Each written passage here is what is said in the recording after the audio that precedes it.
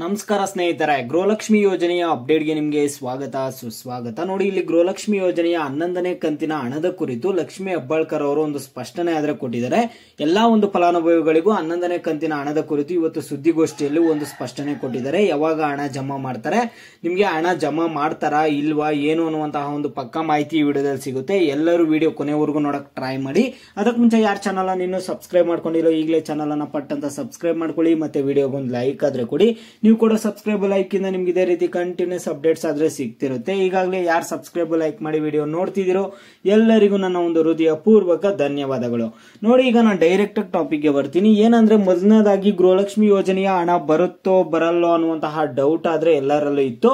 ಯಾಕಂದ್ರೆ ಈಗ ಗೃಹಲಕ್ಷ್ಮಿ ಯೋಜನೆ ಕುರಿತಾಗಿರ್ಬೋದು, ಗ್ಯಾರಂಟಿ ಯೋಜನೆಗಳ ಕುರಿತಾಗಿರ್ಬೋದು, ವಿಪಕ್ಷ ನಾಯಕರಿಂದ ಏನಾಗ್ತಿತ್ತು, ಅವರೊಂದು ಗ್ಯಾರಂಟಿ ಯೋಜನೆಗಳನ್ನ ಮುಂದುವರಿಸಲ್ಲ, ಸರ್ಕಾರದ ಬಳಿ ಹಣ ಇಲ್ಲ ಅಂತ ವಿಪಕ್ಷ ನಾಯಕರಾದ್ರೆ ಹೇಳ್ತಿದ್ರು. ಇವೆಲ್ಲದಕ್ಕೂ ಒಂದು ಫುಲ್ ಸ್ಟಾಪ್ ಇಡೋದಕ್ಕೆ ಈಗ ಲಕ್ಷ್ಮಿ ಹೆಬ್ಬಾಳ್ಕರ್ ಅವರೇ ಸ್ವತಃ ಅವರೊಂದು ಹೇಳಿಕೆಗಳನ್ನ ಕೊಟ್ಟಿದ್ದಾರೆ.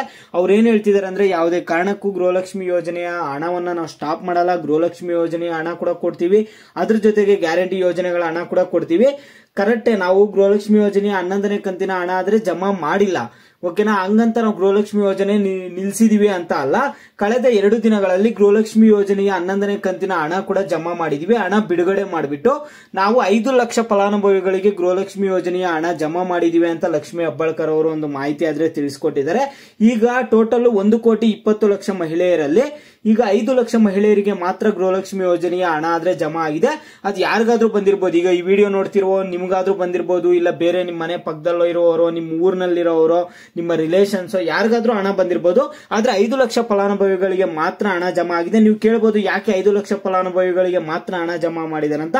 ಪ್ರತಿ ಬಾರಿ ಅಷ್ಟೇ ಎಲ್ಲಾ ಕಂತಿನ ಹಣ ಬಿಡುಗಡೆ ಮಾಡುವಾಗ ಅಷ್ಟೇ ಏನ್ ಮಾಡ್ತಾರೆ ಅಂದ್ರೆ, ಮೊದಲು ಒಂದು ಟೆಸ್ಟ್ ಮಾಡೋದಕ್ಕೋಸ್ಕರ ಒಂದು ಹಣ ಆದ್ರೆ ಒಂದು 5 ಲಕ್ಷ ಫಲಾನುಭವಿಗಳಿಗೆ ಜಮಾ ಮಾಡ್ತಾರೆ. ಒಂದೇ ಸರಿ ಜಮಾ ಮಾಡಿದ್ರು ಚೆನ್ನಾಗಿರ್ತಿತ್ತು. ಯಾಕಂದ್ರೆ ಒಂದೇ ಸರಿ ಜಮಾ ಮಾಡಿದ್ರೆ ಇಲ್ಲಿ ಫಲಾನುಭವಿಗಳಿಗೆ ಒಂದು ಟೆನ್ಷನ್ ಆದ್ರೆ ಇರ್ತಿರ್ಲಿಲ್ಲ. ನೆಕ್ಸ್ಟ್ ತಿಂಗಳವರೆಗೂ ಅವ್ರಿಗೊಂದು ಟೆನ್ಷನ್ ಇರ್ತಿರ್ಲಿಲ್ಲ. ಹಣ ಬರುತ್ತೆ ಅಂತ ವೇಟ್ ಮಾಡೋ ಟೆನ್ಷನ್ ಇರಲ್ಲ. ಅದರಿಂದ ಈಗ ಇಲ್ಲಿ 5 ಲಕ್ಷ ಫಲಾನುಭವಿಗಳಿಗೆ ಹಣ ಆದ್ರೆ ಜಮಾ ಆಗಿದೆ. ಇನ್ನು ಉಳಿದವರಿಗೆ ಯಾವಾಗ ಜಮಾ ಆಗುತ್ತೆ ಅಂತ ಲಕ್ಷ್ಮಿ ಹೆಬ್ಬಾಳ್ಕರ್ ಅವ್ರನ್ನ ಕೇಳಿದಾಗ, ಇನ್ನ ಕೆಲವೇ ದಿನಗಳಲ್ಲಿ ಎಲ್ಲಾ ಒಂದು ಗೃಹಲಕ್ಷ್ಮಿ ಯೋಜನೆಯ ಫಲಾನುಭವಿಗಳಿಗೆ ಕೂಡ ಹಣ ಆದ್ರೆ ಜಮಾ ಆಗುತ್ತೆ ಅಂತ ಹೇಳ್ತಿದ್ದಾರೆ. ಒಂದು ಎಂಡ್ ಡೇಟ್ ಯಾವ್ದು ಅಂತ ನೀವು ಕೇಳಿದ್ರೆ, ಈ ತಿಂಗಳ ಎಂಡ್ ಒಳಗಡೆ ಎಲ್ಲರಿಗೂ ಹಣ ಜಮಾ ಆಗುತ್ತೆ ಅಂತ ಅವರೊಂದು ಹೇಳಿಕೆ ಆದ್ರೆ ಕೊಟ್ಟಿದ್ದಾರೆ. ನೀವು ಈ ತಿಂಗಳ ಎಂಡ್ವರೆಗೂ ಕೂಡ ನೀವು ವೇಟ್ ಮಾಡಬೇಕಾಗುತ್ತೆ. ಎಲ್ಲರಿಗೂ ಗೃಹಲಕ್ಷ್ಮಿ ಯೋಜನೆಯ ಹಣ ಬಂದ್ಬಿಟ್ಟು ನಿಮ್ಮ ಖಾತೆಗಳಿಗಾದ್ರೆ ಜಮಾ ಆಗುತ್ತೆ, ಓಕೆನಾ. ಮತ್ತೆ ಯಾವುದೇ ರೀತಿಯಾಗಿ ಸ್ಟಾಪ್ ಮಾಡ್ತಿಲ್ಲ, ಏನು ಇಲ್ಲ. 11ನೇ ಕಂತಿನ ಹಣಕ್ಕೆ ಏನು ಸಮಸ್ಯೆ ಆಗಿಲ್ಲ. ಮತ್ತೆ 11ನೇ ಕಂತಿನ ಹಣ ಕೊಡೋದಕ್ಕೆ ಸರ್ಕಾರದ ಬಳಿ ಫಂಡ್ಸ್ ಇಲ್ಲ, ಅದು ಇದು ಅಂತೆಲ್ಲ ನ್ಯೂಸ್ ಬರ್ತಿತ್ತಲ್ಲ, ಅದು ಯಾವುದು ನಿಜ ಅಲ್ಲ ಅಂತ ಹೇಳ್ತಿದ್ದಾರೆ. ಅವ್ರು ಏನ್ ಹೇಳ್ತಿದ್ದಾರೆ, ಗೃಹಲಕ್ಷ್ಮಿ ಯೋಜನೆಯ 11ನೇ ಕಂತಿನ ಹಣ ಬಿಡುಗಡೆ ಮಾಡಿದೀವಿ. ಆಲ್ರೆಡಿ 50 ಲಕ್ಷ ಗೃಹಲಕ್ಷ್ಮಿಯರಿಗೆ ಹಣ ಆದ್ರೆ ಜಮಾ ಮಾಡಿದೀವಿ. ಇನ್ನು 1,15,00,000 ಫಲಾನುಭವಿಗಳು ಬಾಕಿ ಇದ್ದಾರೆ. ಅವ್ರಿಗೂ ಕೂಡ ಇನ್ನು ಕೆಲವೇ ದಿನಗಳಲ್ಲಿ ಗೃಹಲಕ್ಷ್ಮಿ ಯೋಜನೆಯ ಹಣ ಅವರವರ ಖಾತೆಗಳಿಗೆ ಜಮಾ ಮಾಡ್ತೀವಿ ಅನ್ನುವಂತಹ ಹೇಳಿಕೆ ಆದ್ರೆ ಕೊಟ್ಟಿದ್ದಾರೆ.